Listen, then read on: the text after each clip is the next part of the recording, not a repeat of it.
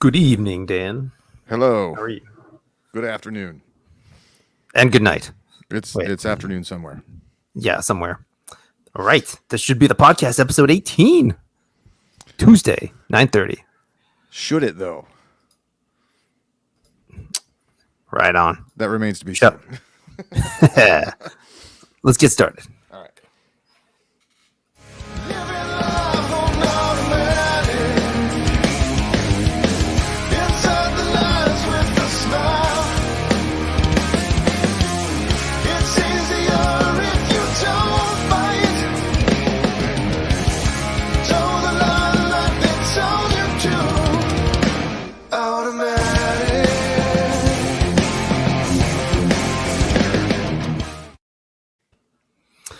So I always have the other, like the streams up to make sure they're working, and I always forget to mute them. So like it's like a couple second delay. So like we start talking, and then like all of a sudden you start. I was like, oh crap! I always forget to turn that off. It's like you're inside like Whole Lot of Love. I was like, why am I? So apparently, somebody's getting fired. There's a keyboard shortcut for that, which I just accidentally hit. Did that again. Cool. That cost us a viewer. I'm very tired. This is my fault.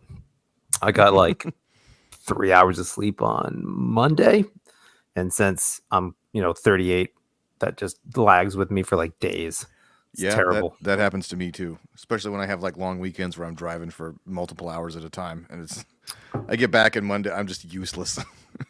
Yeah, man. I remember I used to be able to stay up all night, like hanging out with friends, go to work the next day, just be like, let's go to bed, like normal time, maybe a couple hours early. Wake up refreshed as a daisy, ready to roll. Not anymore. Oof. Yeah. It's tiring. Yeah. How's your week been?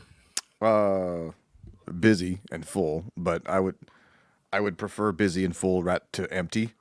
Yeah. There's a different kind of existential dread that I get when my week is empty because I'm paranoid that I should be doing things. So full is its own set of stressors, but I'll take it.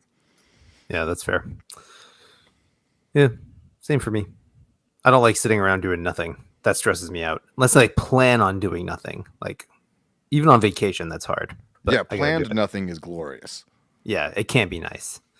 We had why I didn't get any sleep on Monday night is because we went to bed Sunday and we woke up to a fire alarm. I was like, oh, that sucks. But we were having issues with it. I just changed the battery. I was like, I must have done something wrong. So I woke up in a stupor, went downstairs, and in your head, you're like, fire alarm, could be something important, or a smoke alarm could be something. And then I went downstairs and I stepped in water and I was like, that's not normal. So what's going on here? There was water coming through my smoke alarm downstairs because a bathroom toilet in our upstairs sprung a leak in the valve. No. And our house is like tore to shreds with like water mitigation people. And there's like plastic tarps everywhere. It looks like if you ever watched Dexter, like it's like one of his kill. Sally comes home. She's that's like, what I was thinking of before you said it. I was hoping you were. She's like, we're in a Dexter kill room. I was like, I know. It's weird. Daddy, what's Dexter? Like, yeah, exactly. So we got like, why does he kill the bad people? There's like 14 fans blowing, a bunch of dehumidifiers. Our drywall's all cut to shreds, and they're still like poking around looking for water. Oh, crap. Sucks.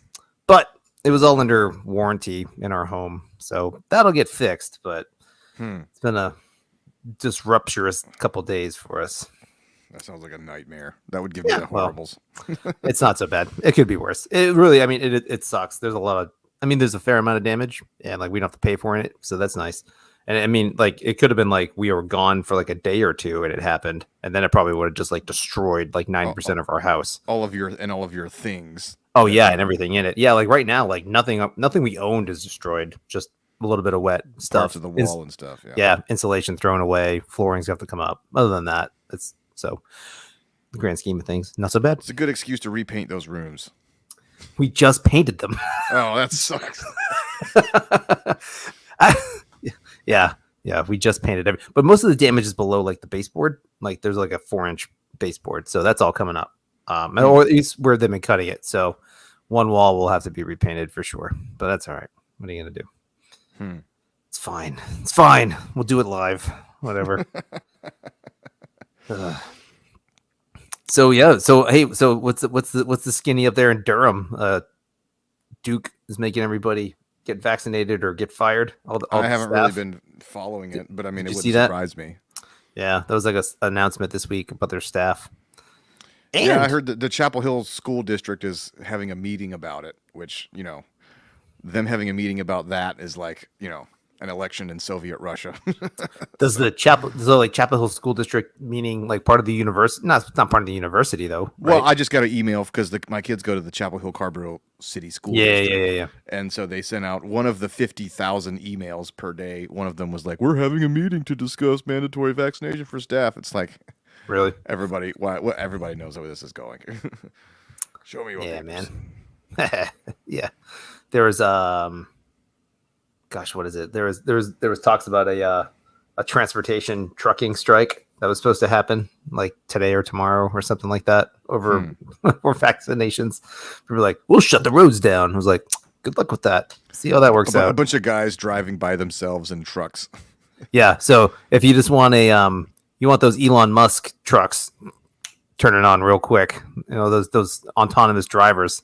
That's one way to do it. Show them that you could. Yeah, I don't know. Slowly turning America into 1970s Britain. Oh yeah. I What was does that just mean? I was just listening to a bio on Margaret Thatcher, and like people were talking about how like if it wasn't for she would never have been elected if it wasn't for like the vast overreach of all these unions that were like causing all this Oh. unrest, and people were like, well, we should probably. Yeah, So, you know, a lot of the people who complained about Thatcher, having various sorts of economic impacts were the same people who kind of championed the unions that basically put her into office. So yeah. I need to learn more about it, but it's pretty interesting. Daryl Anderson says grilled cheese sandwiches fuels this country. Grilled cheese I was under the sandwiches impression that it was actually Duncan. fuels So this country. Yeah. agree to disagree. Yeah. Yep. It's actually sausage, crappy croissant things and bad donuts, but nostalgic from my childhood because I like them. You know, it's funny. I don't know much about the English political parties. I know one of them's called the Labor Party. The Labor Party. It's conservative and Labor Party. Is that what it's? Is that what it's I called? think so. I mean, I don't know. I knew, and I don't know which one. I don't like know 2 which days one ago. each was. So, okay, good. I still don't care. I'm not going to look into it too much. Yeah, there are some loose corollaries to like the red and blue over here, but it's not an exact comparison. Nah, they don't really. We have our own version of insanity that doesn't really overlap with everybody else. Well, you get into problems when you have like, because the two examples that an average person might see are different. So your average American talking to the average English person, when they say, "Oh, that's a left-wing thing" or "That's a right-wing thing," it's very similar. It's like, the accent's different. It's technically the same language, but it means a little bit something, like, "Oh, he's got a little bit of a tinker under the bonnet," like, I don't know what that means. What did you call me? What you say about me, Mom? Oh boy. I've heard an interesting theory, and sorry, this is just random sidebars after random sidebars here. I love theories. The British accent that is nowadays is more of an amalgamation of like super aristocratic, like highfalutin American colony cities, and then that kind of went back to Britain, and they mimicked that. And that a traditional old school British accent was more muddled and like southern not North Carolina, but like Southern American, like Virginia, middle of the country kind of thing. I've read that from like some kind of linguistic study or something, which means nothing, but I just thought that was funny if true. Yeah, that'd be interesting to find out. But again, not important at all. But if that's the case, then where did like your Irish and Scottish accents come from? Braveheart. I don't know. Ooh, that's what it is. There we go. The Tories. Like Scots and Englishmen are natural enemies. That's right. The Tories are Tories. One. That's right, what yeah. it is. Okay. Thank you, Josh Davis. We appreciate that comment because Yep. British Imagine a couple parliamentary. of dudes talking As- about things about which they're uninformed. Yeah. Yeah, we don't do that at all. Yeah. Generally on top of it. So the thing I let's had get into it. Yeah. idea to talk about was I heard this phrase the other day, the educational industrial complex, which I don't know if I've ever heard that before, but as soon as I heard it, I'm like, that immediately describes all the things I've been ranting about for years. Like, Yeah. basically, you know, I read this cool article. It was like, if you just took like Eisenhower's famous speech about the military industrial complex and you just replace all the word military with like the learning establishment, it all makes the same points, you know. So there's, you know, it's hard to I forget who was it who said it out. Man, I really should have done more research here, but it was like you got to be like inherently distrustful of something where it's like if an institution exists to solve a problem, its interest is not in solving that problem. Its interest is in prolonging the problem. So Yeah. It doesn't exactly correlate exactly because, you know, there's always going to be people that need to learn because there's always new kids. It does have it has more correlation to, like, you know, say the medical industrial complex, where it's like the medical industry doesn't actually want you to be completely healthy and cured because then they would lose their largest revenue stream, which is people who make poor health choices.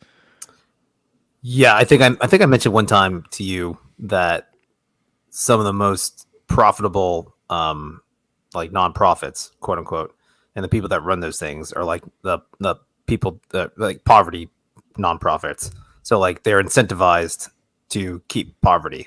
Right. Like, so that's an interesting thing. Well, right. And so it there's the idea that like the educational system as we have it. Well, it depends on if you're talking about like lower or higher. But in the case of lower education, there was like people have talked about like it's like a 19th, 20th century model. Like it's based on like factories. Like, look, we got to get all these kids in here. We got to turn them. And the main thing that you're teaching kids when they're young is how to behave, how to sit in a line, how to do what they're told, how to go. You know, you hear the little, oh, lunchtime. Let's just training people to be like miners and factory workers and cogs in the machine. Yes, cogs in the machine.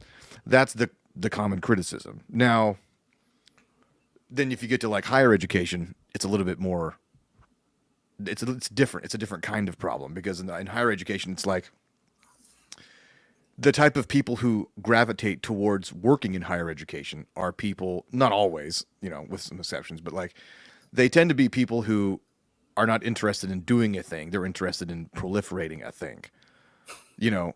So like those that can't teach, those that can do. Yeah. I mean, I'm sure that sounds offensive to the people I know who are educators, but I'm not talking about you guys, but like, you know, like we all had teachers that basically they wanted to create sort of mini me versions of themselves. Sure. Right. So, I mean, I remember seeing this in music school. Like, granted, maybe that's not the greatest example, but like, there would be frequent discussions of like, so, you know, people who would major in music, they'd be like, well, what do you do? It's like, well, you can teach. That's the job. You can teach music. Like, so it pretty much, an industry entirely exists just so that teachers can train other teachers. Right. Or you create, you know, a generation of people with music degrees that end up having to go out and they soon discover that the music degree is kind of useless in the real world. So they have to get into some other vocation like I did. So yeah, but that's not even getting into like, so there's two halves of it. There's like the lower school part and then the upper school part. I'm not even sure that I guess, and this would be somewhere where we could segue, and it's like, part of there, I think there's I guess the criticism of like lower school is like a factory, churning out workers. That sounds like a type of thing you'd be like, yeah, that's true. But like, I think there's actually a little bit of value to that. Like, you know, like we've all known like the homeschool kids, you know, who works, because they're like free range children. You know what I mean? Where like, having known a decent amount, like I've known some people that were like super functioning individuals because their, you know, parents were geniuses. So like maybe they don't count, but like there's other people that we've known that was like, you know, they probably could have done with a little bit of structure. Taunting on the school bus, some of that socialization that comes with it, you know. So maybe. It's like there's a certain amount of socialization that has to occur for a person to become a functioning human being. And, you know, the world we live in is a world that is full of like, you got to be places on time. You got to do stupid assignments. You have to regurgitate things for your superiors.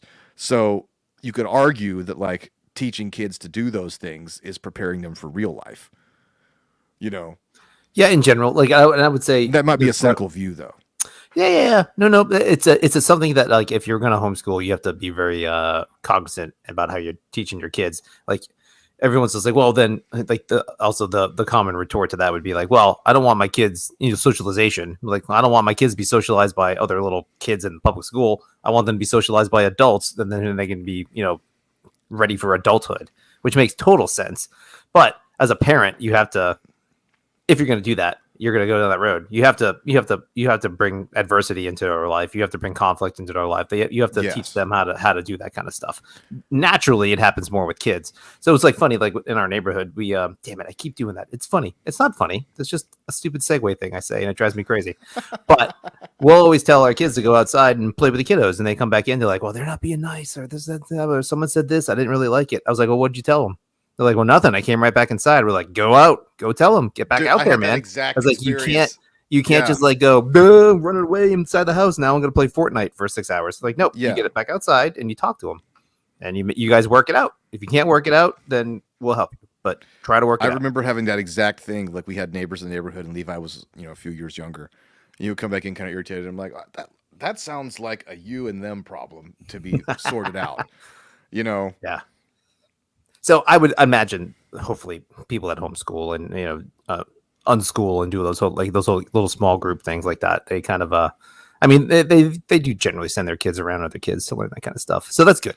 Yeah, I think like for myself, because I went to a small school and it was many things that were on paper, trying to subvert the normal, the pitfalls of like your typical sort of public school education, and that's all true. Like it did, like the level of things that we learned, but as I grew up, did for the most part in general. Yeah, the only thing that I sometimes wonder, like as I became an adult, I realized that like there was the like between the lines hierarchical stuff that kids do instinctively that you can't really quantify and you can't actually teach. Yeah, that's true. You can't teach, like you can tell kids, like, hey, don't be a jerk. Let's, stop bullying and all of these kind of, you can punish kids for taunting other kids because, they need to understand that that's how society works. But like the juxtaposition, especially like when you get into like middle school and high school, like, trying to find your place in a peer group and like you're figuring out like, okay, well, I'm the funny guy in the group. So like I did that thing, it got a reaction that gives me a little bit of a social standing. Then there's the other kid who realizes like, well, if I just tear other people down, then that stays, so everybody learns these sort of good and bad skills. And I think that's the kind of thing that like the teachers can't teach that stuff. They have to sort of have a little mini Lord of the Flies for a while. And I think that's true. And I feel like, because I mean, you and I were in middle school and high school together. So there was a lot of that, there was like this weird sort of, we were all trying to figure out like, are we alphas and betas and all this kind of stuff? Like, we've got to look cool for the girls. Like, do we even like these girls? Doesn't matter. Just look cool, and it's all that sort of trial and error. You have to crawl before you can walk, Yeah. So I don't know. So part of me that thinks like the meat grinder of school is kind of has a sort of bass-ackwards usefulness in that sense. It's funny though. It makes for a stronger adult. But you don't need school for that. Like you don't need to be in a box that you learn a bunch I guess of you could be part of like a roving group of chimney sweeps or something. You could go play sports or join the that's a cooking club or something like that. You know what I mean? Like that's a happy accident or a good offshoot of being in a group of kids and like being in an organized situation and then seeing those things come out and learning how to delineate those kind of relationships. But you don't have to, right? So I wouldn't.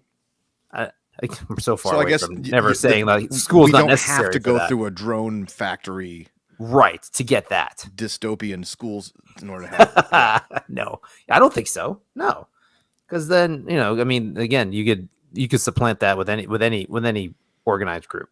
I would think. Actually, I know you can because like little just hierarchies that we do like with our kids. Like My daughter's in dance. My son's in like Little League or whatever. Yeah. So those little groups of like 10 or 15 kids or 20 kids total, you pick out, we see what's going on, and they have their own little squabbles. They have their own little hierarchy. They got the popular, very talented people, the less popular, very maybe not talented people, the weirdos. It's just like one of those. It happens in every little social circle that happens. It is like it's a human nature thing that you're never going to get away from. So Yes. and not to take away and it get I just obviously I'm with you on the drone freaking cog gonna work monotonous day-to-day BS thing that's most education through K through 12. Yeah. I am of ambivalent feelings about that though, because I think everybody would agree that the drone aspect is bad. But there's a part of me that, like, because we can't change the fact that so much of life is drudgery, like adult life, I almost feel like in some ways that like the people who when I was younger who like told me it's like, yeah, don't just be like everybody else, be different, be unique. I almost feel like maybe that was they're full of shit. That was almost doing me a disservice, even though they meant well, because I get to, and especially I remember when I got to college, and I remember, like we were in like Mrs. Lewis's English class in 11th grade, and she was all about like teaching us to like think critically about stuff and ask questions. Look, it's like when you guys get to college, they're not just going to want you to memorize and regurgitate stuff for a test. Back in 1946, that's how it was when I was in college. Well, it's like, we thought we were all cool because we were like asking questions and thinking about stuff. We would make fun of like other people who all they were good at was memorizing. And then like you fast forward like 2-3 years and I'm sitting there in like a college class and I'm like, they're not interested in my opinions or critical thinking at all. Oh yeah, no. I am only useful to them insofar as I can regurgitate their opinions and memorize things. So and because of that, I don't think I really ever developed good study habits or like the ability to like, look, you have to absorb a bunch of bullshit and regurgitate it to somebody else in a way that you can hide your contempt for said bullshit. Right, which is an incredibly useful skill in the business world. But I had this opinion that like people want to know what I think about something, and it's like no, nobody wants to know what you think. People don't even really want to know what I think now. That's very true. I don't even care. I'm gonna go. We're out of here. No, but like sorry. Well, good. That was a good reaction. Yeah. All right. Yes. But yeah, no, but like on the microphone. No, yeah. But that's a good transition from like K through 12 to college. Which college is all about just give me your money, I give you a grade, and we're out of here. That's all this is interested for. And the vast majority of all interactions in higher education. There's a pathway to theoretically get your diploma and get a job. That's the only reason people do it. There's no like the idea of a liberal education and like liberal arts and like being a well-rounded Renaissance person kind of thing. That's bullshit. That doesn't happen anymore. It becomes a self-fulfilling cycle because the people who got the degrees are now the people who are working at the corporations and doing the hiring, right? And because they have a degree, the idea of them hiring somebody who doesn't have a degree no. I'm going to judge somebody based on whether they had to go through the same trenches that I did. And that's why you look at job applications, it's like must have 4-year degrees and 10 years of experience, starting salary, $18,000 or something like that. It's like, so it perpetuates the cycle. And then occasionally you have like little maverick companies that, will be like, small businesses and little startups that are like, well, I've had a couple, and I've talked to people like this, they're like, yeah, we hired some people and based on their education and they were pretty much useless. This person had a communications degree, and it's like they don't know what they're doing. Then you hire some random kid who's like 19 who like knows how to do something or other. You're like, okay, right. So, I learned way more in my first job. Actually, I did an internship in when I was in ECU. Actually, I was kind of technically just about to graduate, but I learned way more in that than I did in my 2 years of my concentration in like business. But the only reason they took me on because I was an ECU about to be a grad. So or maybe I shouldn't say the only reason, but I mean that was obviously a deciding factor. So it's crazy. Yeah, like real world experience is so much better. Well, yeah. So like but back to the college stuff. When you say educational industrial complex, was that the term you're using? Yeah. on the supply side of that is just so much freaking money that Right. we're never, ever going to get away from that until that money dries up. It's just Yeah. never going to happen, right? Right. It's Which is like, yeah, it's like asking Raytheon to be like, oh no, we should really cut the no, we got to cut the military budget. This is crazy. Yeah, that's yeah. you don't give us trillions of dollars every year to build bombs that we throw away. Right. Yeah. I mean, they're not incentivized. Well, the main thing that annoys me about school is the same thing that annoys me about like medicine. It's that like there's no incentive to cut costs because Right. there's all this government backed money behind it. Correct. And it's like the people who talk about free education, they're like, don't people need an education? You know, saddling people with all this debt, you know, is crippling people in their adult lives. And I'm like, those are all true statements. But the solution is not to just you throw government money at something that's an inflated price. You're not actually fixing the problem. Correct. You're just you're going to exasperate the problem. You're allowing the price to continue to be inflated. Right. Exactly. So the solution is to cut off all that government money. And then in universities with their bloated, you know, blank, blank, blank studies departments would all of a sudden have to be like, oh, crap. So Yeah, this is we're going useless. to, like now UNC has to compete with ECU. Like I remember I was at UNC and I went and visited ECU and a friend of mine, and I was like, this dorm is way nicer than mine, but UNC is supposedly the better school. Ooh. And I'm in like, I talk to people, I'm like, the facilities are nicer, like all kinds of cool. I was like, I should have gone here. You know, it was just like, now you would have universities competing with one another. And so, yeah. Oh, yeah, sure. and then they would all of a sudden, I guarantee they're full of smart people. They would figure out ways to, you know, the problem. And the other problem I had with UNC was that, like, and I'm sure this applies to a lot of notable schools, which was that as long as the basketball team kept winning championships, there was no incentive for them to provide a quality education. And I remember thinking this like as I was there, because I would get so many teachers. Like you get like a lecturer, you know, who might be like noted in their field, but they're not necessarily the best orator. So they're like, you know, they're doing the Ben Stein thing or whatever. Yeah. And then the TAs would be the ones actually engaging in people and grading papers and doing stuff.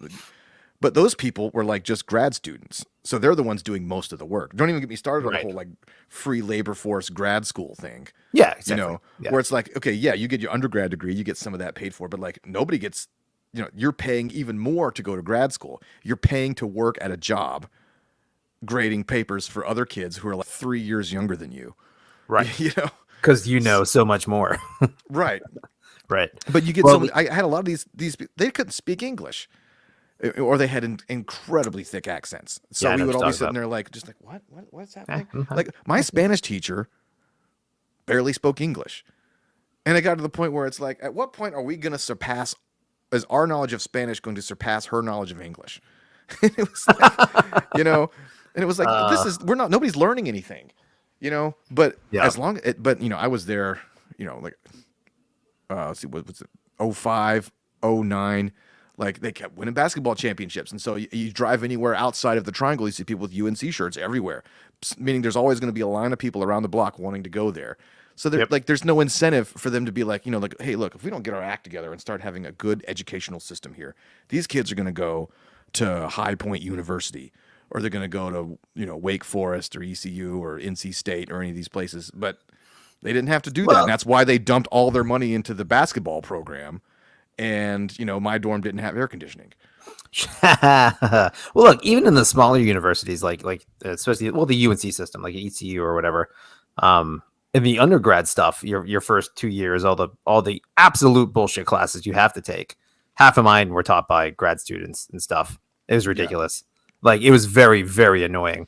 Like it was like people you'd see out at the bars, like drinking like the same time you are, and be like, aren't you supposed to be like home, like grading my term paper or something right now? Like why are you here? It's like, but again, I don't begrudge them for all that, but that was stupid, and that was true. And like half of those they're playing their part in the machine.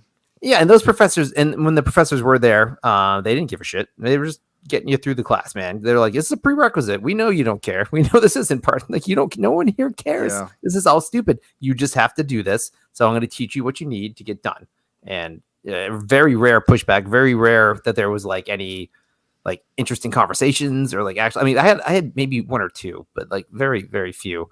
Yeah. And like more because they were like, and they had like the elective classes I thought were interesting. Like I took a bunch of history courses, so those got into like some interesting discussions. It Yeah, was I more, often make the joke that like the interestingness of a class was always inversely proportional to like its actual usefulness. sure, Like yeah. my favorite classes in college were astronomy, which was I made a smart choice. I took that as my science because that was like Yeah. so easy. It was That's great. very That was easy. fascinating. And you And get then did like you have a planet? Did you get to go up to like the planetarium somewhere yeah, we went up to the campus? planetarium, and I So did kid we. you not, the That's TA awesome. who taught my section, her name was Celeste, Oh, press which yourself. she didn't find that funny. I'm like, you're teaching us about stars. Your name is Celeste. He was like, what?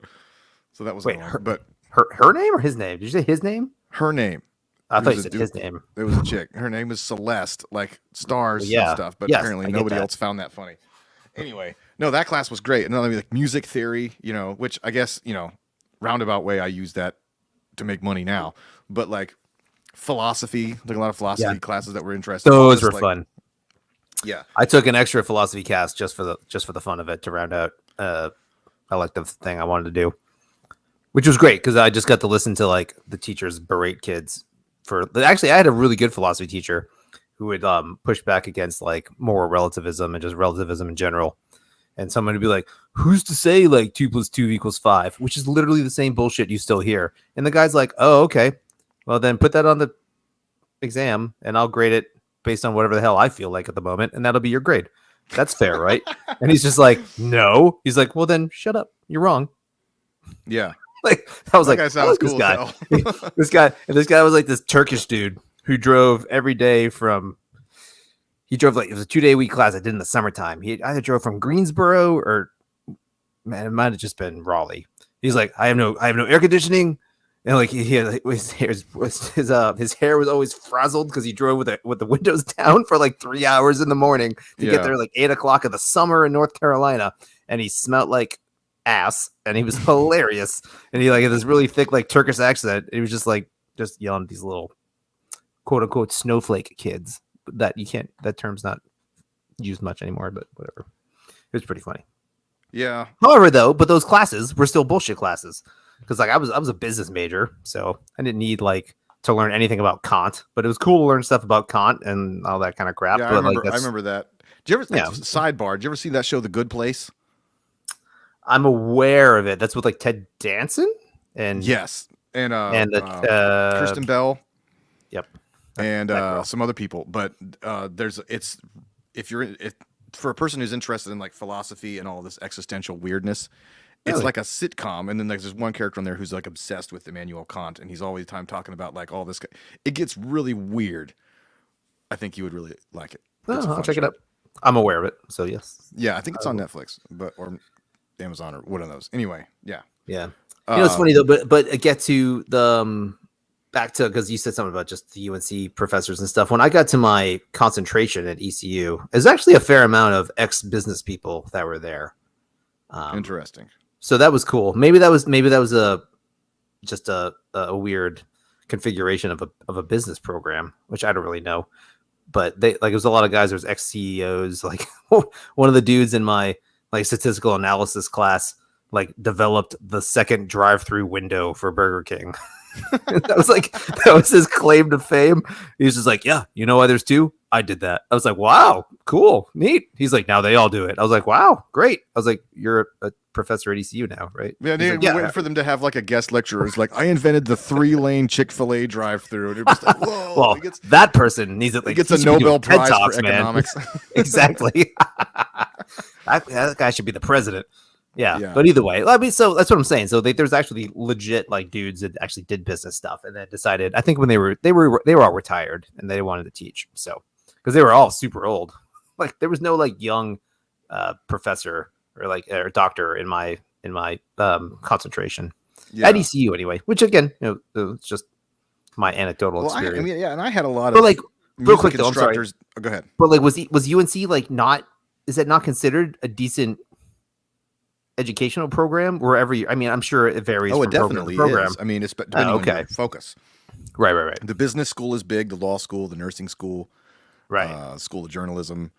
I mean, because out of the UNC system, it's the one that everybody would. Well, it's the oldest, to go to. right? But like, And maybe Yeah. it's kind of funny because like I wasn't in one of the prestigious like no, most people don't go. Usually people go to ECU for music because ECU is known for its Yeah, music. actually, I have a very good music program. Yeah. So I just chose it because I had to choose a major, and I was in college, and I was like, I guess I'll do music. Not really thinking about like what my life was going to be. I was just like, well, that's the thing I like, so I did it. And so I guess I had a lot of people who were talented and passionate about it. But it was like maybe that's what we're getting at because it's like we can easily tell like stories about like people who are like interesting and passionate about their field. But it's almost like is there like a weird disconnect between the idea of the university atmosphere where people are like trying to pass on knowledge and create and then like the sort of machine of it which controls all the logistics. Right. You know what I mean? Like I came out of college woefully underprepared for the real world.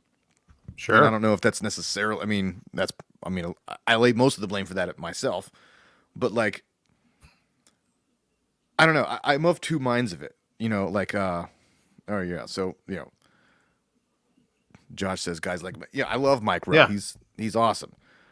And there's a part of me, the logistical side, who like says, yeah, we should just we don't need these giant bloated universities. You train people to be electricians and line workers and plumbers Right. and stuff like that. Like a lot of kids don't realize that you can like make 60 grand as a 23-year-old and stuff like that. It's like I love that, but I also remember that like so many of the things that give me most of the interest and joy in my life are things that have no practical value. Yep. So is the answer like maybe the idea that like, well, who says that you can only learn the things that are beautiful in life from a university? If we train kids, because like, there's YouTube and then there's Curiosity Stream and all this other stuff. Like, Yeah. I've learned more since being in school than I ever did in school. Me too. About like Yep. history and all these kinds of because I'm a curious person. So maybe we train kids to be curious and they don't have to have because there's no monopoly on knowledge anymore. All the Right. knowledge is free to Out there. get. Right? We just have to train kids to want the knowledge instead of just like looking at cat pictures and TikTok. Yeah. No, I absolutely, and I firmly believe that the university systems and higher education in general is going to be on the wane. It has to be just by technology. I mean, it can't sustain itself the way it's going. Not aside from the educational industrial complex theory, right? Just the fact that the knowledge is so dispersed, it's so out there, it's so readily available. People can go and do go to learn things on their own. Um, and once you can start proving that as a viable way to be a productive person and supplant that college degree thing, or maybe you submit a portfolio, you submit a say, hey, this is what I'm studying, this is what I know. I know it's a super hard hurdle to go over because we've been doing this for like 60, 80 years on the professional level. That like, excuse me, I mean not 80 years, like from the 70s, like college degrees or like when it starts getting. So we're talking like 50 years of freaking college degrees or what gets you a job to get over that Right. mindset.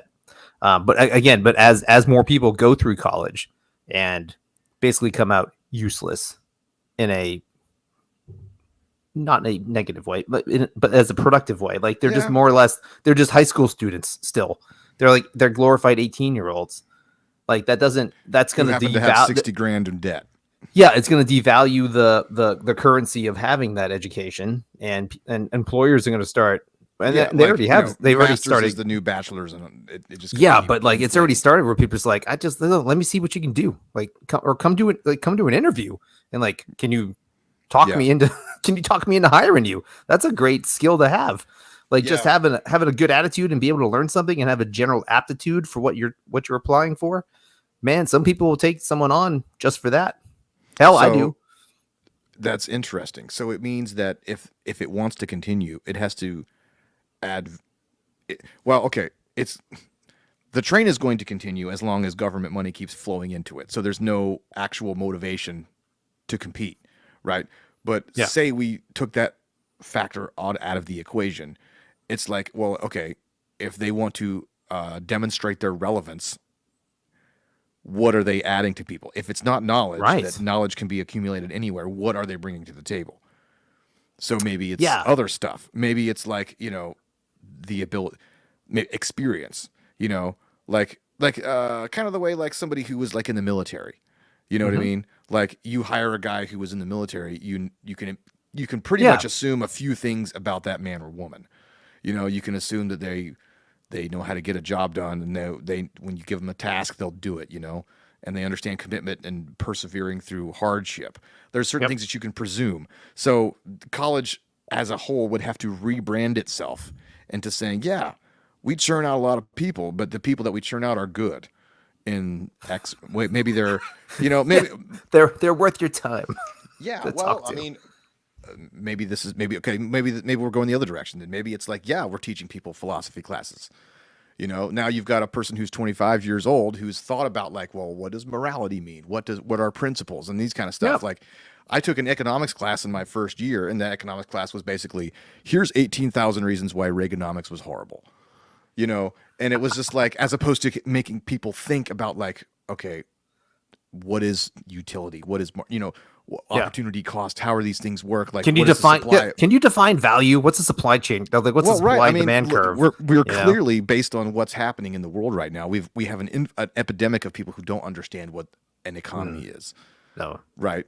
And they don't understand. I mean, talking about philosophy, they don't understand concepts of personal human freedom and agency, and like, Yep. so Or like, geez, you got a freaking logic class would be nice every now and again. or Put together. statistics. Yes. Yikes. Yeah. No. Sorry. Jumped in there. But Yeah, yeah. No. no, but That's well. It's. I remember. How was it, man? It was probably like it must have been just like talk radio or podcast advertising. Yeah, it was such a long time ago. I don't remember. There was this online degree. I think it was a podcast advertisement thing that used to happen a lot because you get those whatever ads they always pop up. But like it was a online degree program that was I think it was an accredited college degree, but it was only for like 2 years, and it was like a compressed like whatever field you want to be in, but it was very limited. And they bragged that they had like an 85 or 95% job placement like percentage. yeah, Like, it was a guarantee. And like I don't know how they guaranteed it, like if they would give you your money back or something like that. But like if a school would just be like, get in this program, and it's like, here's the track record of what our students have, and then the jobs they get. I know they try to do that. Like I remember seeing those. yeah. Stats. They have like job fairs and hookups with people. Yeah, but people do these people. internships at law offices, and But it turns into it. Yeah, but this little program thing had actual connections with actual jobs that were like they like funded. It was almost like they like funded the university or the program to say, look, no, we will donate to this. Yeah. We put money into it every year, but we expect qualified candidates to come out and to be an asset to our Yeah. companies. And it wasn't like a big thing. It wasn't like a huge. It was like a University of Phoenix kind of thing, which is huge, Yeah. by the way. But I mean, like it was like an online thing. And like they were talking, like they would place you in small businesses, they would place you in medium sized. Some large corporations would be involved. There was a wide variety of things. So if Yeah. it fit for you, it seemed to be a good investment. Yeah, that's tough. I mean, I have a friend of mine who is actually one of my clients. It's like, so there's a woman that I know, and she works for like a trade school basically that trains like electrical workers and stuff. And her husband works for a labor union for electrical workers. So it's like they know. It's almost like they know. It's like almost like this. I Yeah. don't know. It's like it's like a pretty cool system. Like some of the kids, like these people, they learn a trade, and then it's all part of a little community, and they learn. I mean, and these are not. I mean, I don't know anything about the people, but it's like it's not a bad gig, you know. And they sidestep so much of this extra crap that we're talking about. Yeah. The sidestepping is huge. The waste of time, like just the wasted time of 4 years of professional development or real world development is huge. You think about it like that. In some ways it's a real detriment to withhold yourself from the real world for till you're 22, 23, 25 or whatever the hell it is nowadays, however long people, because no one, at least 23, like you were like, so not that you can't be involved in the world. I'm just saying there are kids that they're just stunted adolescent kids that's still 23, 24, and they get into the workforce and they have like no earthly idea how to navigate the real world. And that's or or they're fed a distorted view of the world, right? Sure. Like, Yeah. like Potato. Well, they get, it's No, I'm it's just one kidding. thing to sort It's like worse than that. Yeah. I came out of college with not a huge view of things because I was in this little artistic musical undergrad kind of like weird bubble that I may not have come out of it with a lot of world sense, but at least I didn't come out of it with like actual ideas that happened to be foolish. So I was kind of Yeah. a blank slate. You didn't So have an incorrect worldview. You just had right. So I had to. I started limited. from nothing as a 23, 24-year-old, and I just had to learn how things worked, for better or worse. The other version of that is that not only do they not come out of with any real world experience, or at least any sort of like understanding of how like human dynamics work, but they've been fed and indoctrinated with this whole view of things that only exists in theory, in the laboratory, in the classroom. Where anything you don't like is white supremacy. Anything you don't like is some sort of like ism, and that can take more time to unlearn than a person who has no experience, Yeah. No, yeah, no, for sure. That's hard. That's a harder hurdle to overcome, I would think. I mean, and I saw a little bit of that when I was in college. It was just like, granted, maybe it's not the best example because like I started school in like 2001. So the college culture amongst the liberal arts thing was, well, I guess, in 2001, it was like, for a couple of months there, it was like, united we stand, and then by about halfway through 2002 is George Bush's Hitler, Oh, yeah. So there was that kind of dichotomy. And then, but then there was the neocons on campus that were like, kind of towing the party line. It was old school. It was a simpler time. Turn the Middle East to glass, Dan. Come on, dude. I remember I had a class about the modern something about a raghead. That was a derogatory term. Heard that term a lot. Ragheads, whatever. Yeah, I remember like a simpler time. I took a Spanish class, and it was like it wasn't even about the Spanish language. It was like because Spanish 2 was about the Spanish language. I'm like, all right, well, this is not fun to learn, but at least I am learning Spanish language. Spanish 3 had assumed that you knew the language and was all about like Latin American culture. And basically the story there was that like the evil capitalist Americans, deposed these glorious communist leaders. And I remember reading some of this stuff. I'm like, are they trying to act like Che Guevara was not a murderous bastard? Or because I'm not sure that checks out. Not a friend of the gays, that Che Guevara. Yeah, so it was weird. But and I saw some of that, but from what I hear, it's only like exacerbated, way worse. Maybe that's one of the things. Maybe it's like as the internet proliferated and universities no longer had the monopoly on knowledge. So it wasn't like if you want to learn anything about anything, you have to come here. Now it's like, well, you can learn anything. Okay, but if you want to learn how to be good and be the proper person, you have to come here and get trained how to be Yeah, or maybe it's the natural decline of generations and professors and teachers of teacher, graduate, teacher, graduate, teacher becomes a graduate becomes a teacher, graduate becomes a teacher, blah, blah, blah. Then you have this diffused lack of knowledge set, and all you have is people that can fucking teach literally nothing, just emotional. Maybe it's similar to like bullshit. The decline of journalism. Like I've heard a lot that like, people don't get into journal. They're not trying to be like Walter Cronkite. The people who get hired are the people who start out as activists and they've got like a viral Twitter feed or whatever. They're glorified. They get picked up by Salon and Vox because they fit the worldview of Salon and Vox, whether or not they're actually a critical thinker who wants to like uncover the truth. Right. So you get people who don't actually have journalistic skill. Because like those people can get clicks and can make advertising dollars. So like what you do to unfurl how it happened in the university system. I know money just keeps getting funneled in there, but it's not like the federal, well, maybe the federal government. No, there are like diversity programs and stuff like that. Like you have to bow and kowtow to the general government vibe of how things are going. Like you have to have diversity programs. You have to have Title IX stuff. You have to have all the, I'm not saying all those things are good or bad in of themselves or whatever, but the money that flows has strings attached, very hard strings. Right. So you have to, as a university, you have to follow the general zeitgeist, for lack of better terms, of how of the money that's given it to you, and that's coming from the federal government. Like vast majority, everything is federally backed loans. The solution is to remove that federal. Again, yes, no, I there's totally no agree. perfect solution, but if I had to pick the least shitty solution, it might be that like anything that like promotes, it's like competition.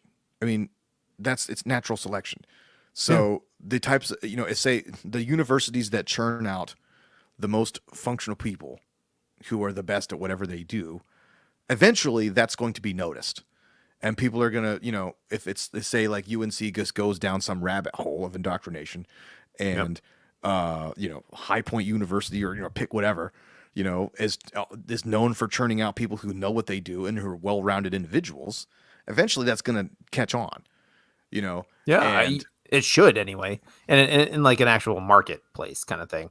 That or not even that it would catch on if like, well, yeah, I guess it would. Like, and then if those people aren't getting hired, people are like, well, I went to UNC and I'm blackballed at every freaking job interview I go to because they're just like, oh, what the hell do I want you for? I think the proof of that is like if you look at the hard sciences, which are slowly being infiltrated by the crazy wokeisms stuff of the world, but they're still kind of one of like almost like the last bastion of like real, you know what I mean? Like, if you're going into like molecular biology or something like that, or some sort of like thing where it's like, the prestigiousness of a school matters, right?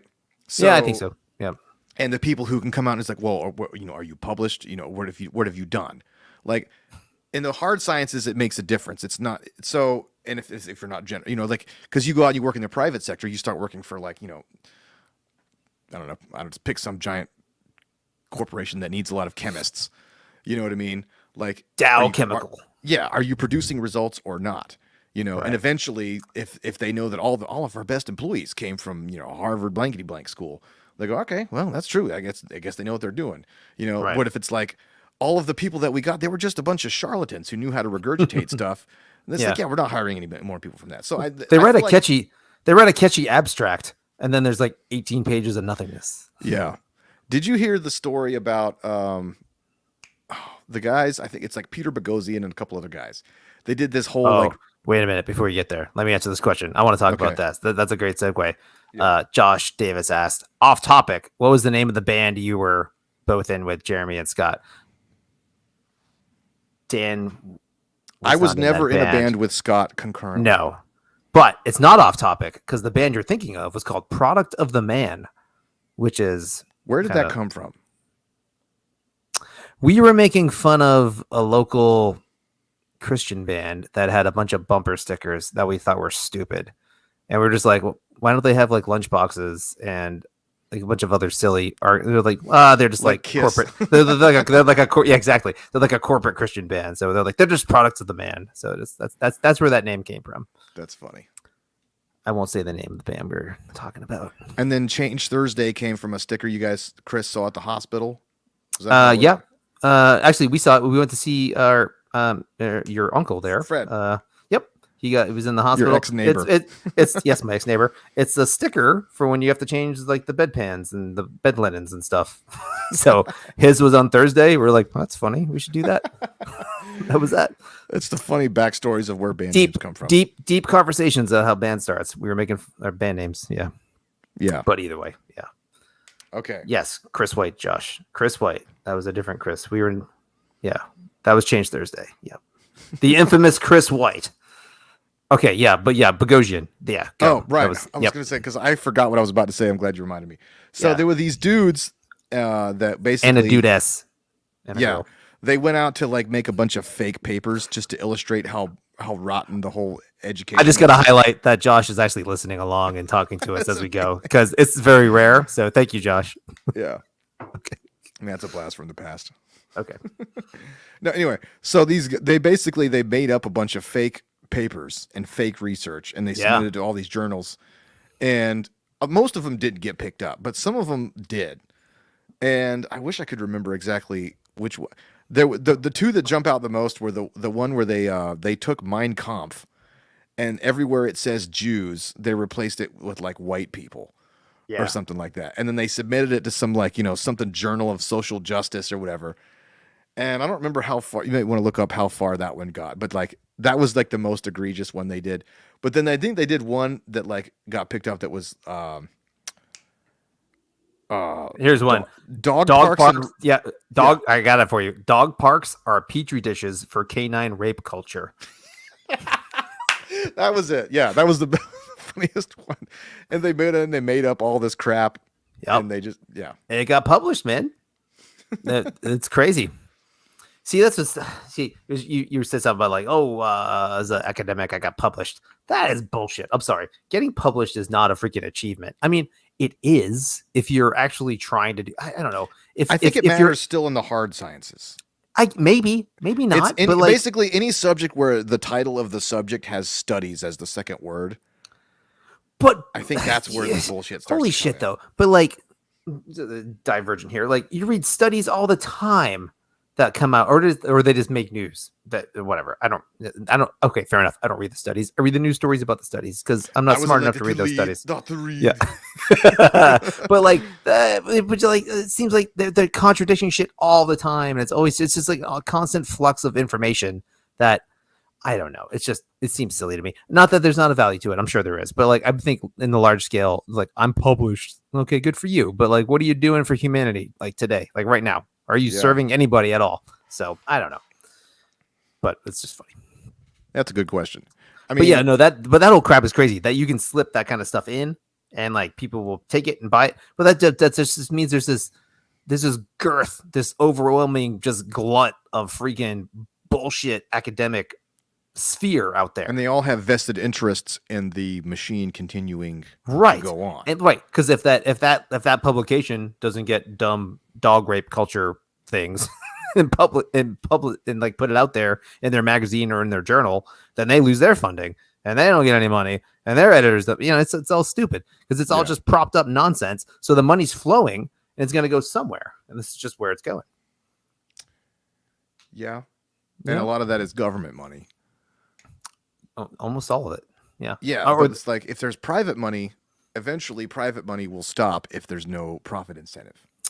I'd be interested to know. We should have looked this up. Well, we didn't really have time to look it up. What's the percentage of tuition that's paid by private money? Let me see if we can find this out. I doubt it's very high. Percentage of Josh says tuition. Published authors in hard sciences are at least evaluated and debated. Right. The concept of peer review, because it's like, if you're trying to talk about math or something, math is not entirely subjective, right? So it's like, are you getting it right or are you getting it wrong? Like, or if it's like applied sciences, if you're coming up with a chemical formula to like create some kind of fancy new plastic, does it work or not? Because that's what ultimately makes people money. Oh yeah, for sure. Listen, okay, so this is just a quick Google search. 92% of student loan debt is backed by the U.S. government. That's even higher than I thought. I would have thought that's higher. I would have guessed like somewhere in the 80s. But if it's whatever, 90% of every freaking federal dollar spent on higher education is backed by the federal government, which means it's a federal government loan. I mean, yeah, it's a federal that these kids have to. Yeah.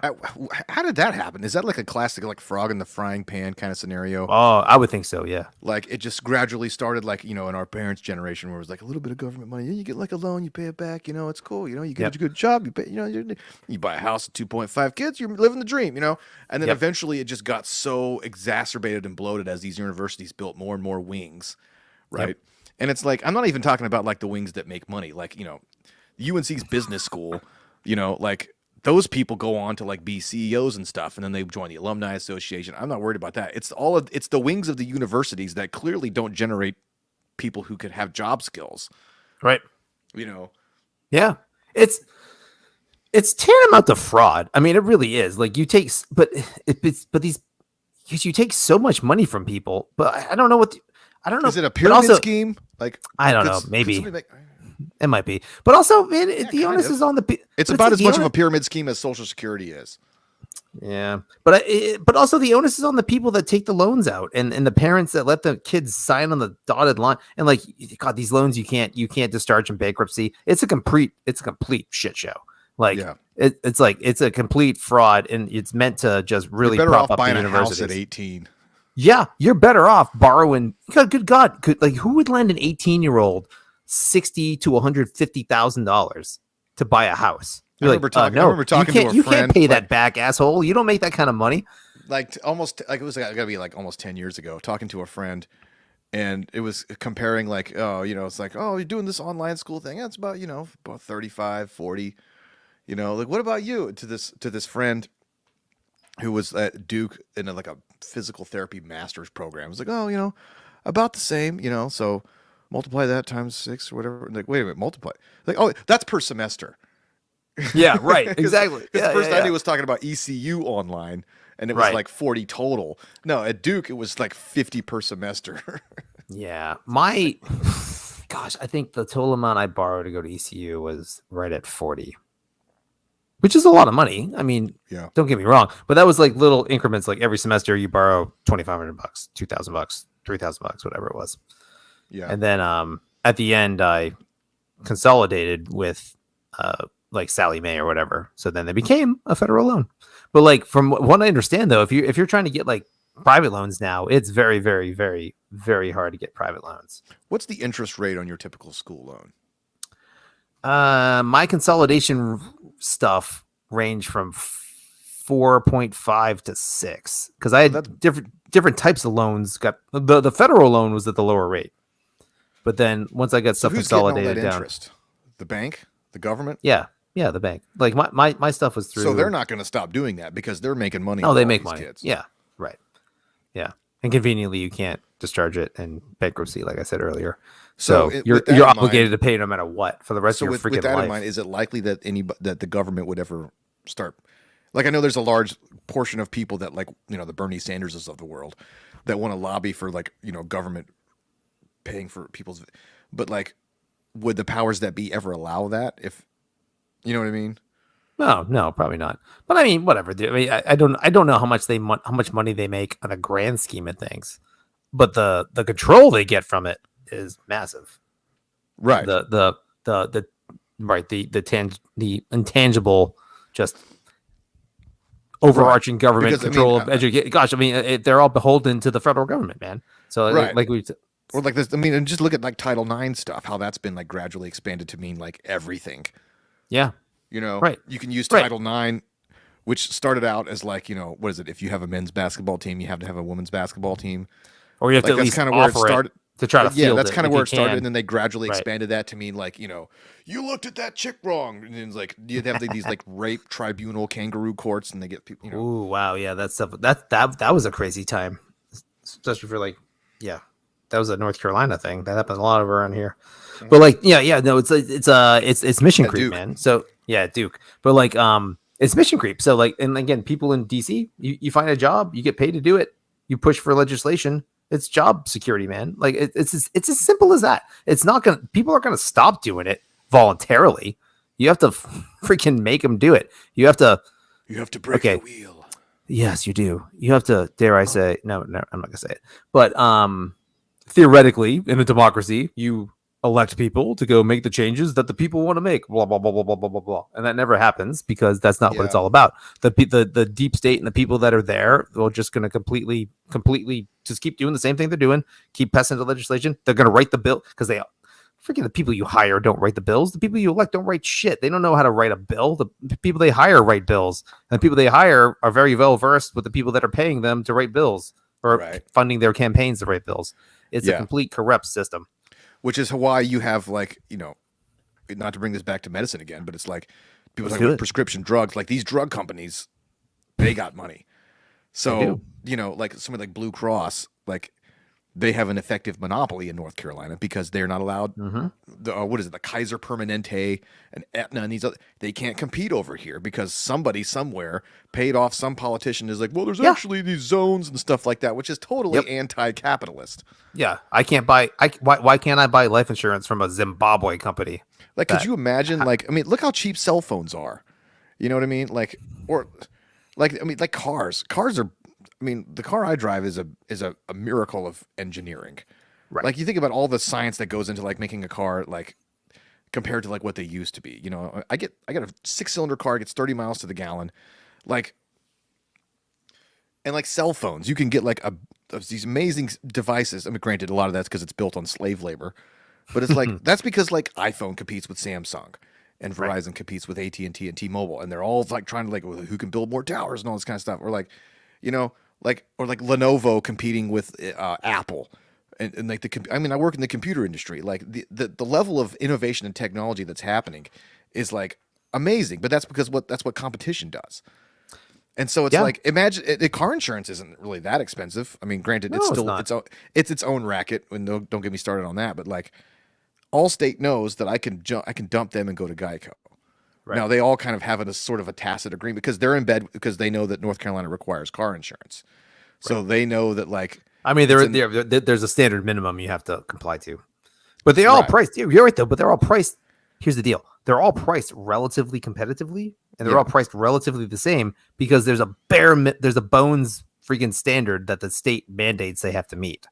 Right now, if you were to just be like, I want a la carte stuff, like no, I want that, their actuaries would be able to go, well, no, actually, I can do this for this, or I can do this for this, or if you want that, it's going to cost this.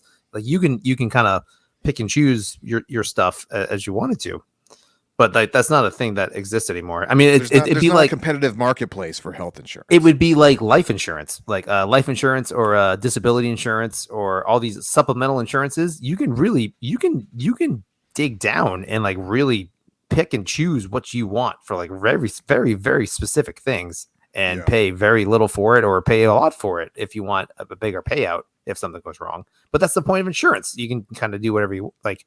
It's a risk. It's risk adverse. So however risk adverse you are, you pay for it. The concept of insurance gives me the horribles. Yeah, it's not fun, but also we don't really talk about insurance in a proper way in this country, but it is what it is. Yeah.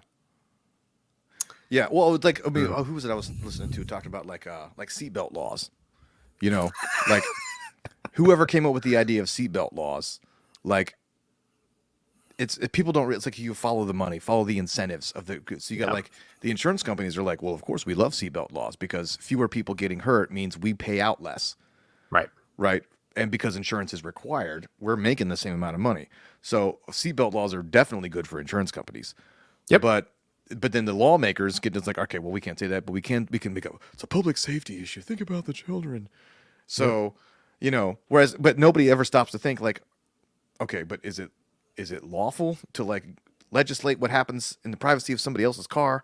You know what I mean? Like that's kind of a minor example, you know, because like, my personal history is I got into an argument with my brother-in-law about seatbelt laws because I was on the pro seatbelt law side, and he embarrassed me to the point where I became a libertarian. So that's how that worked. That's funny. Like literally, like that was not like overnight, but like that was one of the things I was like, motherfucker, you're right. I have no way to. I never considered the legality of a seatbelt law until I was pulling out of a McDonald's with a sandwich in my hand, chewing on a sandwich, and merging onto the road, and hadn't put my seatbelt on yet. And some cop pulled me over and was like, "You weren't wearing your seatbelt." And I'm like, "Wait a minute, what?"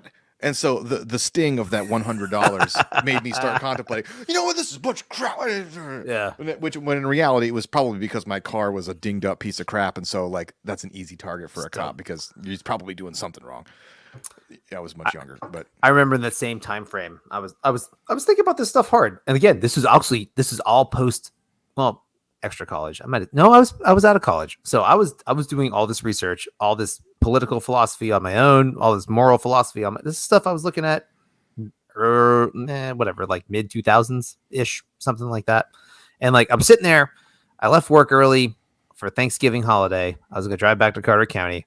There's nobody on the roads because like everybody had already gone home, and I was just like sitting there at a stoplight at this big intersection, nobody for 1,000 miles, and this light took literally 3 minutes to turn green. I was like, the only reason I'm sitting here is the threat of somebody fining me for going through this light. If I went through this light, I endanger nobody. I don't endanger myself. This is completely safe. This is a completely moral thing for me to do, but I don't do it under the threat of force and violence. And I was like, oh fucking A, damn it, stupid libertarian shit. I was like, I can't get over this. This is like, it's driving me crazy. But so I went through the red light and I went home. It was great. Felt good. Felt true. really good. Okay, but could there also be, to play the devil's advocate, mission creep in the other direction? Like what level of sparsity at an intersection makes running a red light okay? Hang on, we got a comment that's relatively Shayla's okay. part of it. See. But if you die because your seatbelt is off, someone else gets charged with manslaughter. So that's not good. You consider the law is there to protect that person, not you. Well, that's a stupid law. If you're not wearing your seatbelt and you get in an accident, the other person's not liable in a moral sense if you get hurt. Okay, unless they're right, driving in a reckless way. As the way it stands, that's a good point. It's very similar to vaccines. Oh, no. Back it up. We don't have to get off on that. Beep. Back it up. George Costanza. We're not talking as it stands. We're talking as it should be. We're talking absolute moral stuff. But okay, that's a little bit unreal. I mean, that's a pie. Okay. So if you're charged, you shouldn't be charged with manslaughter if you get into a car accident with somebody who has their seatbelt off. And is that true? That's. I mean, does that happen? That's a good point. That presumes that one would be able to discern the actual causality of the person's death, because a car crash is a chaotic thing, right? So I guess if you could prove that the only reason that person died was because they weren't wearing their seatbelt, right? And then you were driving so recklessly that you absolutely caused the accident. I mean, whatever. I mean, I don't know. That would be that's you have to get Jackie Giles on that one. Yeah, but here's a very good point, and I like to make this point often. When these things come up, my answer is I don't know how that should work, but that's okay. That's okay for me to say that, because the converse of that is that I know how it should work, and I'm gonna make you and everyone around me, like 300 million people, subscribe to that. And I have the moral authority to make you do that. No, I don't. Now, that raises an interesting question. Yeah. Like the car accident scenario is brilliant. It's very good. It's very complex. There's like you said, it's very chaotic. There's a million ways to go about a car accident and figure out who's at fault and what happened. There's no one rule fits everything. There's no simple solution. So in a perfect world, you could arbor to that, and you can have a court. You can go and you can argue your case, and you can make your presentation into it to a jury in front of you, man. Like that's an appropriate thing. That's why I say it's. Go ahead. No, but I'm not obligated to wear a seatbelt because of that. That's you need to drive safer argument. So you drive safe, but either way, since it's about like as a COVID or as a vaccination argument. We are so far off topic with education, but this is fun. So we'll keep going if you want to. But that's very similar to the vaccine argument, because you're talking about the causal. If you're starting from a tragedy, which was person dies. Yes. Right. And then you start to extrapolate the causality, the proximal cause of that person dying. Now you're getting into something that's interesting, right? So it's like, say a person dies of COVID. Now, what are the reasons they died? Well, the one main reason is that they chose not to get a vaccine. Correct. Right? Like whatever, like I don't even know the number. There's a lot of varying statistics, but it's in every version, the vast majority of people who are hospitalized right now are unvaccinated. Yeah. So it's like there's only like 60% of Americans are fully vaccinated. That's it.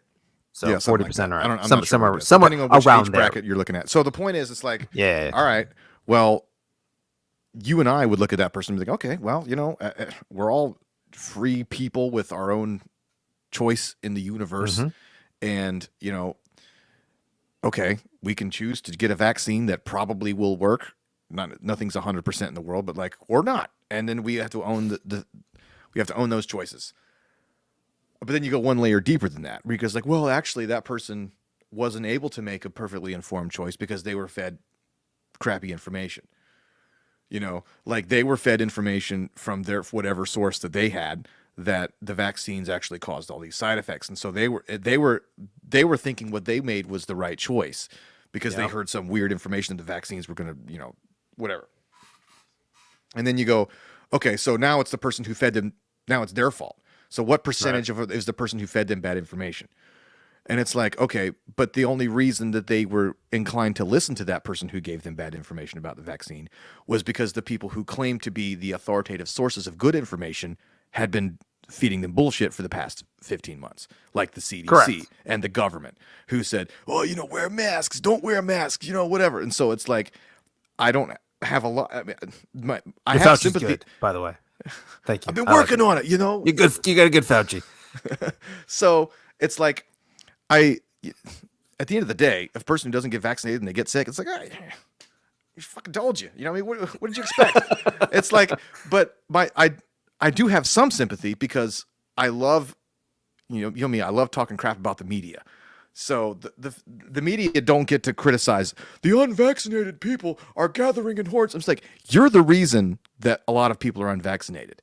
If you were doing your job and being a professional, you would have people getting vaccinated, but you're the ones who fed all this misinformation and this gloom and doom, and that's a whole soapbox of mine.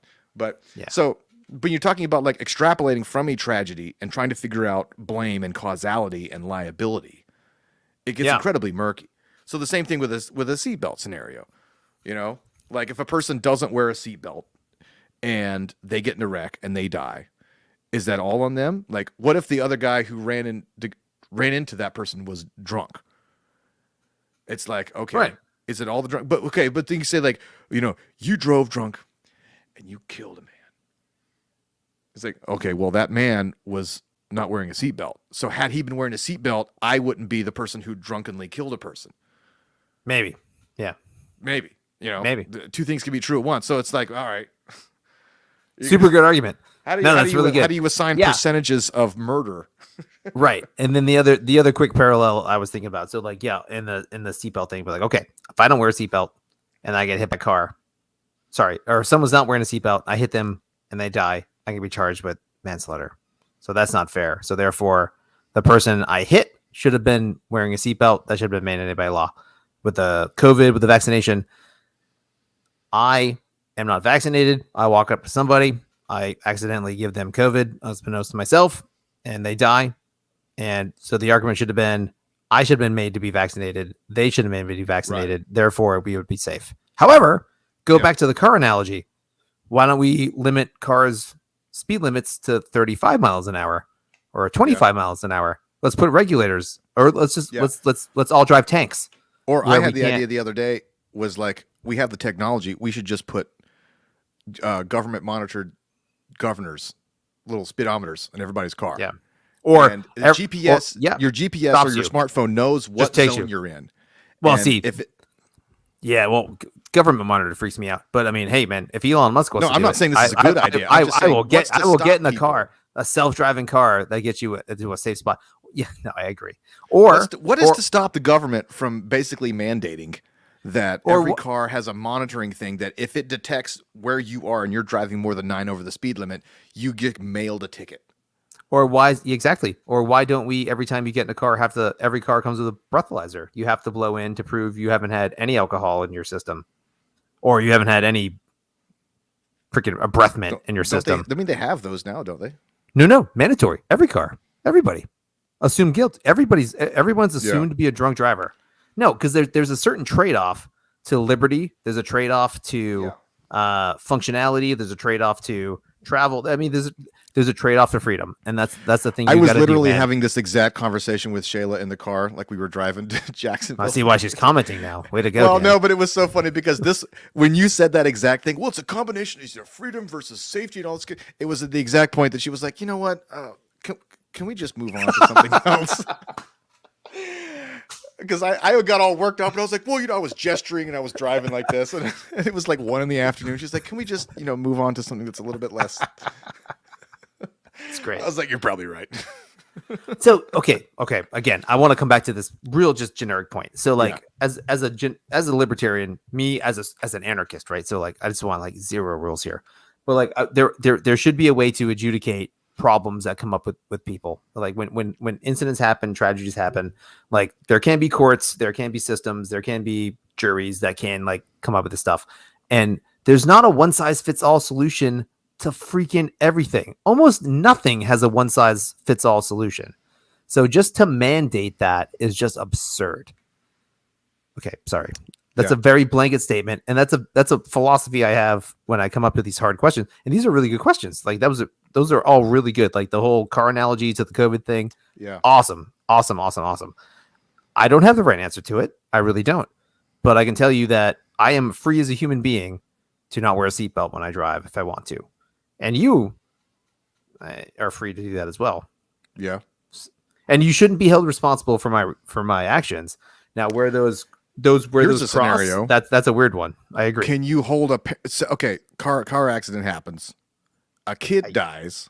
It's determined that the kid wasn't wearing a seatbelt because he went through the windshield and landed 40 feet over there. Is the parent responsible for not forcing that kid to wear a seatbelt? I don't know. You know what I mean?